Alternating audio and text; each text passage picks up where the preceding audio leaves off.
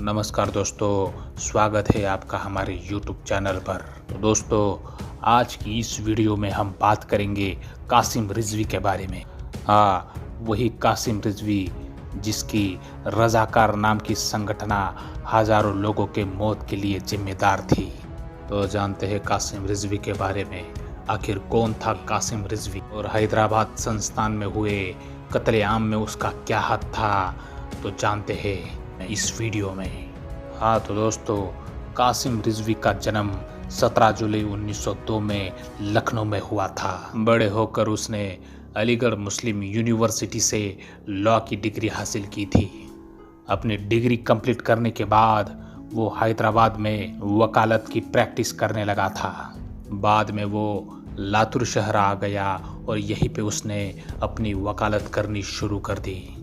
लातूर ये शहर आज महाराष्ट्र का एक ज़िला है, लेकिन हैदराबाद के विलय से पहले ये शहर हैदराबाद संस्थान का हिस्सा हुआ करता था। अपने शुरुआती दिनों में कासिम रिजवी अच्छी वकालत करता था। उसने कई हिंदुओं के लिए भी केस लड़े थे। कासिम रिजवी की शादी लातूर के डिप्टी सुपरिटेंडेंट ऑफ पुलिस की बेटी के साथ हुई थी और लातूर में उसका वकालत का काम भी अच्छे से चल रहा था। पर एक बार बहादुर यार जंग ने लातूर का दौरा किया। बहादुर यार जंग ये वही शख्स है जिसने ऑल इंडिया मजलिस-ए-इत्तेहादुल मुस्लिमीन नाम की पार्टी और रज़ाकार नाम की एक संगठन स्थापन की थी। बहादुर यार जंग से कासिम रिजवी काफ़ी प्रभावित हो गया था।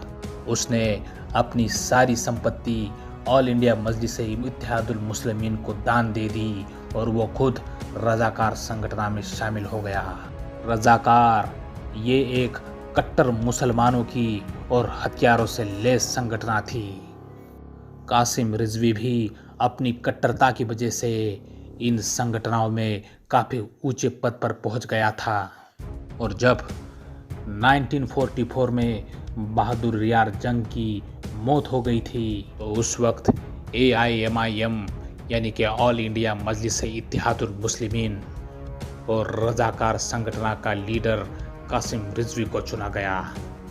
रज़ाकार संगठन का प्रमुख बनते ही कासिम रिजवी ने इस संगठन को और उग्र बनाया। उसने बड़े पैमाने पर इस संगठन में नौजवान भर्ती कराए। कहते हैं कि रज़ाकारों की संख्या 5 लाख तक थी। आज़ादी के बाद हैदराबाद के निज़ाम ने खुद को स्वतंत्र रखने का फैसला किया था। कासिम रिजवी और उसके जैसे कई अन्य कट्टर लोग हैदराबाद के निज़ाम को एक मुस्लिम राष्ट्र बनाने का सपना दिखाने लगे और हैदराबाद का नवाब भी कासिम रिजवी की बातों में आ गया था। खुद हैदराबाद के निज़ाम के पास 40,000 तक की फौज थी, पर अकेले कासिम रिजवी की रज़ाकार संगठन में 4 से 5 लाख तक हथियारों से लैस सैनिक थे। आज़ादी के बाद इन रज़ाकारों ने हैदराबाद संस्थान में मौत का नंगा नाच मचा दिया था। हजारों हिंदुओं को जबरदस्ती धर्म परिवर्तन कराने के लिए मजबूर किया जाता। महिलाओं के ऊपर अत्याचार और जो कोई रज़ाकारों की बात ना माने उन्हें बेरहमी से कत्ल कर दिया जाता। इतना ही नहीं, जो मुसलमान भी भारत के पक्ष में बात कर रहा हो उसे भी मार दिया जाता। कासिम रिजवी और उसके जैसे अन्य नेताओं के दबाव में आकर हैदराबाद के निज़ाम ने पाकिस्तान के साथ भारत के खिलाफ एक गुप्त समझौता कर लिया था, पर इस बात की खबर भारत सरकार को लग गई थी और इसी वजह से सरदार वल्लभ भाई पटेल ने हैदराबाद के ऊपर सैन्य कार्रवाई करने का आदेश दे दिया और 13 सितंबर 1948 को भारतीय सेना हैदराबाद में दाखिल हो गई और सिर्फ 4 ही दिनों में हैदराबाद के निज़ाम ने और रज़ाकारों ने घुटने टेक दिए थे। कासिम रिजवी को गिरफ्तार कर लिया गया था।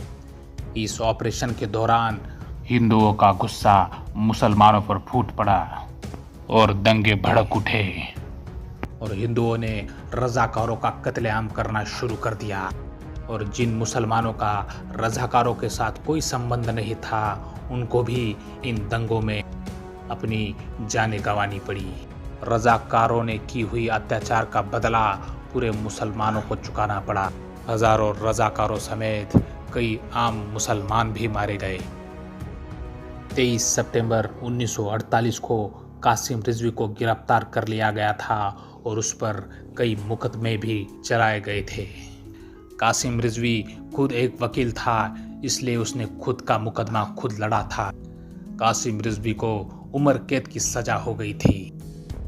10 साल तक जेल में रहने के बाद उसको रिहा कर दिया गया था और उसे रिहा करने की शर्त ये थी कि उसने कबूल किया था कि जेल से रिहा होने के बाद 48 घंटे के अंदर वो भारत छोड़कर चला जाएगा। जेल से छूटने के बाद वो हैदराबाद गया। उसके रजाकार तो पहले ही खत्म हो चुके थे और फिर उसने AIMIM की बागडोर वाहिद ओवैसी को सौंप दी थी और फिर वो पाकिस्तान चला गया था।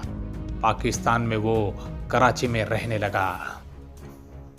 एक मुस्लिम राष्ट्र का सपना देखने वाला कासिम रिजवी भारत से आकर पाकिस्तान में बसे हुए मुसलमानों पर हो रहे अत्याचारों के मुकदमे लड़ने लगा।